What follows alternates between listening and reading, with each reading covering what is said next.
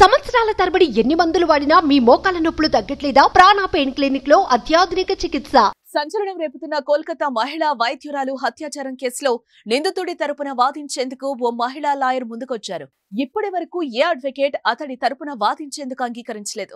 ఒక మహిళా వైద్యురాల్ని దారుణంగా అత్యాచారం చేసి హత్య చేసినట్లు ఆరోపణలు ఎదుర్కొంటున్న వ్యక్తి తరపున వాదించేందుకు మగ లాయర్లే ఎవరూ రాలేదు. అలాంటిది అతడి తరపున వాదించేందుకు కవితా సర్కార్ అనే మహిళ న్యాయవాది ముందుకొచ్చారు.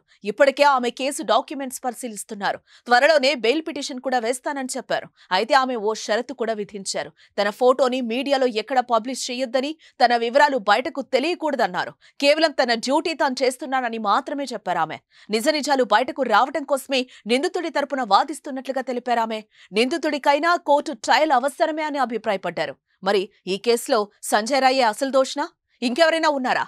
యావత్ దేశం మొత్తాన్ని కుదిపేస్తున్న ఈ కేసు కొలుక్కొస్తుందా? కోల్కతా హత్యాచార కేసులో కీలక ఆధారం వెలుగులోకి వచ్చింది. ఘటన జరిగి ఆర్జికర్ హాస్పిటల్లోని సెమినార్ రూమ్ లోకి నిందితుడు వెళ్తున్నట్లుగా అక్కడ సీసీ కెమెరాలో రికార్డ్ అయింది.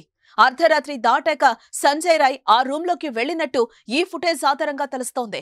మెడలో బ్లూటూత్ డివైస్ కూడా కనిపించింది. ఇదే బ్లూటూత్ డివైస్ క్రైమ్ సీన్ వద్ద పోలీసులకు దొరికింది. దీని ఆధారంగానే సంజయ్ రాయ్ ను అరెస్టు చేశారు. అర్ధరాత్రి 1:03 హాస్పిటల్లోకి సంజయ్ రాయ్ వచ్చినట్లు అక్కడి సీసీ కెమెరాలో స్పష్టంగా రికార్డ్ అయింది. విచారణలో భాగంగా ఇదే ఫుటేజ్ ను నిందితుడికి చూపించారు పోలీసులు. ఆ తర్వాతే తానే ఈ నేరం చేసినట్టుగా అంగీకరించాడు.